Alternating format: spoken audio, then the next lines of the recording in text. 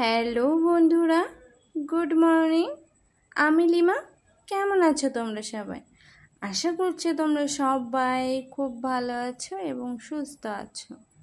নতুন একটা সকালে নতুন একটা ব্লগে তোমাদের সকলকে স্বাগত জানাই। আজ হচ্ছে সোমবার। ঘড়িতে এখন বাজে কয়টা বলো তো? ঘড়িতে এখন বাজে 9টা। কারণ আজ না ঘুম থেকে উঠতে প্রচণ্ড পরিমাণ দেরি হয়ে গেছে গো। আর তারপরে তোমাদের দাদাভাই কিন্তু অনেক সকালে উঠেছে, কিন্তু আমাকে ডাকেনি, কারণ কাল ঘুমাতে ঘুমাতেও একটু লেট হয়ে গিয়েছিল। আর সকালে উঠে শুনতে পেয়েছি যে আমার মাথায় ব্যথা করছে, এই জন্য আরও ডাকেনি। আর এই যে সকালবেলা উঠে আগে একটু ব্রাশ করে হাতে মুখে জলটা দিয়ে নিলাম, দিয়ে এই যে বিছানা গোছাতে চলে আসলাম। বিছানা গুছিয়ে নেব, কারণ বিছানাটা গোছানো না হওয়া অবধি না আমার না ঠিক কাজে এনার্জি পায় না গো। সকালে উঠে আগে যেন আমার বিছানাটা গোছানোটাই জন্য সব থেকে বড় কাজ হয়ে দাঁড়ায়। এটাই তোমাদের কেমন হয় বলো তো? আমার না যতক্ষণ বিছানাটা না গোছানো হয় ততক্ষণ যেন ভালো লাগে না, এই জন্য আগে এই ঘরটার বিছানাটাই গুছিয়ে নিচ্ছি। আর আমাদের না একটা বদ অভ্যেস আছে, সেটা আর কারোর আছে কিনা জানি না, সেটা হচ্ছে ঘুমানোর আগে কাছে একটা ফোন থাকবে। অবশ্য সেটা বাটন ফোনই রাখি, টাচ ফোন রাখি না। বলতে পারো বাটন ফোনে একটু হলেও বিপদটা হয়তো কম। আর মাথার কাছে ফোন রেখে ঘুমানোটা হয়তো উচিত নয়, কিন্তু কে শোনে কার কথা। এটাই। আর এই যে বিছানাটা গুছিয়ে নিচ্ছি, গুছিয়ে নিয়ে ও ঘরে যেতে হবে, ও ঘরের বিছানাটাও গোছানো হয়নি জানো তো। আর এই যে তোমাদের সাথে বলতে বলতেই যে এই ঘরে চলে আসলাম, বিছানাটা চলো একটু ঝেড়ে নেওয়া যাক। আর একটা জিনিস দেখে হয়তো একটু অবাক হচ্ছো যে দেওয়ালের দিকে বিছানার চাদর কেন দেওয়া। সেটা একটাই কারণে দেওয়া, সেটা হচ্ছে প্রচণ্ড পরিমাণে রোদ ঢোকে আর বিছানার পরে একদমই শোয়া যায় না দুপুরের দিকে, এই জন্য ওখানে হচ্ছে বিছানার চাদরটা দিতেই হয়েছে, সেটা হচ্ছে বাধ্য হয়ে। আর আজকের ভিডিওটা সকাল 9টা থেকে দুপুর পর্যন্তই তোমাদের সাথে শেয়ার করব, ইচ্ছা আছে, দেখা যাক কত দূর কি করতে পারি। আশা করছি তোমাদের ভিডিওটা ভালো লাগবে। আর অবশ্যই বন্ধুরা, ভিডিওটা দেখার আগে ভিডিওতে অবশ্যই একটা লাইক করে দিও, আর কমেন্ট করতে কিন্তু ভুলো না। তোমাদের মতামতটা জানা আমার পক্ষে কিন্তু খুবই দরকারি, যে তোমাদের আমার ভিডিওগুলো ভালো লাগছে কি না। আর খারাপ লাগলেও বলে এই জিনিসটা তোমার ভুল হচ্ছে, এই জিনিসটা আমার খারাপ লেগেছে, তাহলে আমি চেষ্টা করব সেটা শুধরে নেওয়ার। কারণ মানুষ মাত্রেই ভুল হয়। যেমন বলতে পারো হাজারো দুঃখ কষ্টের মধ্যে দুজন দুজনকে আঁকড়ে বেঁচে থাকার নামই বোধহয় ভালোবাসা, তাই না? আর এই যে চলছে জীবন।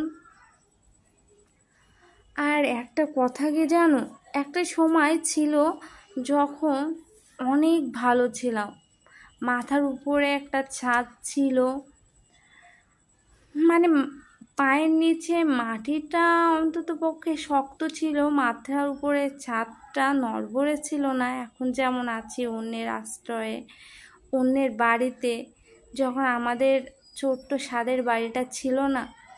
জানি না ভগবানের কি নিলাম, বাড়িটা আর আমাদের নেই, বাড়িটা বাড়িটার মতনই দাঁড়িয়ে আছে, কিন্তু আমাদের সেই বাড়িতে ঢোকার কোনো অধিকার নেই জানো।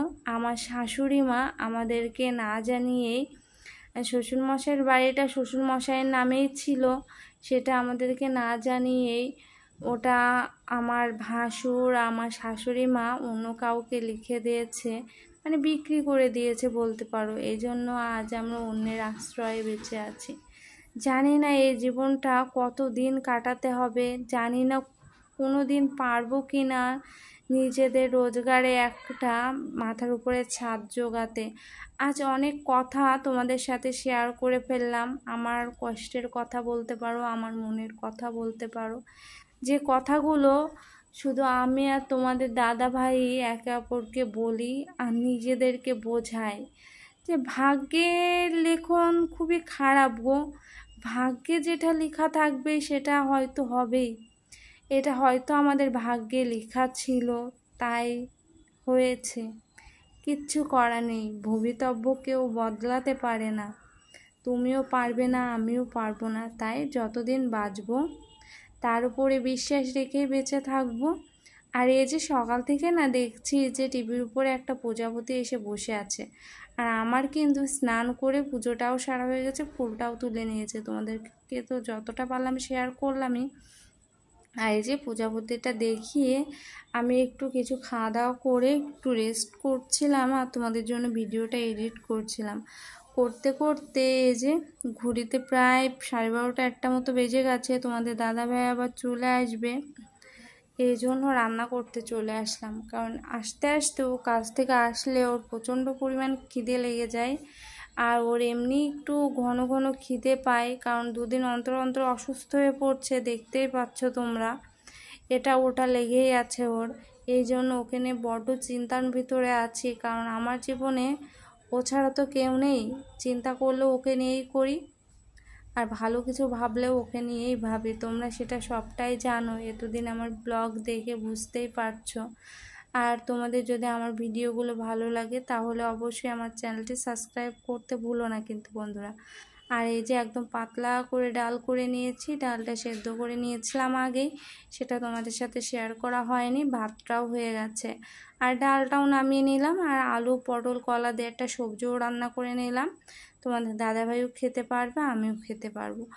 আর এই যে পটল ভাজা করে নিচ্ছি, আর ডালের সাথে পটল ভাজা হলে নাকি হয় নাকি বলো বন্ধুরা। আর এই যে পটলটা ভেজে নিচ্ছি, আর তার সাথে একটা লেবু কেটে নেব। তোমাদের দাদাভাই খাবে কি না জানি না, তা আমার না 2-1 দিন ধরে বেশ ইচ্ছা করছে জানো, যে একটু লেবু চুটকে ডালের সাথে খায়। তাই লেবু তো সচরাচর থাকেই আমার বাড়িতে, কারণ আমার বর বিকেলে হোক সন্ধ্যের সময় হোক বেরোনোর আগে একটু লেবু রস খেয়ে যায়, কারণ ওর তো গ্যাসের সমস্যা আছে, এই জন্য। আজ অনেক কথা তোমাদের কাছে বলতে পারো, মনে দুঃখে হোক, মানে মুখ ফসকে বেরিয়ে গেছে, অনেক কথাই তোমাদের সাথে শেয়ার করলাম। তোমরা আমার পাশে থেকো, এটুকুই বলবো। এইভাবে সাথ দিয়ে যেও। আর এই যে ডিমটাও ভাজা করে নিচ্ছি, ডাল ডিম ভাজা, একরকম সবজির তরকারি আছে, পটল ভাজা আছে। এই তো আজকে দুপুরে একদম ভরপুর খাওয়ার আয়োজন। আর এই যে হয়ে গেছে, তোমাদের দাদাভাইও এসে গেছে। আমার রান্না করতে করতে ও চলে এসেছিলো, কিন্তু তোমাদের সাথে আর শেয়ার করা হয়নি। ও ফ্রেশ হচ্ছে, না সরি স্নান করছে। আর এই যে লেবুটাও কেটে নিচ্ছি, লেবুটা কেটে নিয়ে চলে যাব খাওয়া দাওয়া করতে। আর তোমরা হয়তো ভাবছো যে দিদিভাই বলছে খাওয়া দাওয়া করতে যাবে, কিন্তু টেবিলটা তো পুরো ফাঁকাই। একটা চরম বদভ্যাস তোমাদের দাদাভাই আর আমার, এত বড় টেবিল থাকতেও আমরা ঘরে নিয়ে গিয়ে খাই, বিছানার উপরে কিছু পেতে বিছানার উপরে খাই, আর টিভি দেখি, নাই গোপাল ভাঁড় দেখি ফোনে। এই হচ্ছে চরম একটা বদভ্যাস, জানি না কিভাবে বদলাবো, কি হবে। আর আজকের ভিডিওটা কেমন লাগলো সেটা অবশ্যই কমেন্টে জানিও কিন্তু বন্ধুরা। আর দেখা হচ্ছে আরও একটু নতুন ভিডিওতে। ততক্ষণ তোমরা সুস্থ থেকো, ভালো থেকো, আর টাটা বন্ধুরা।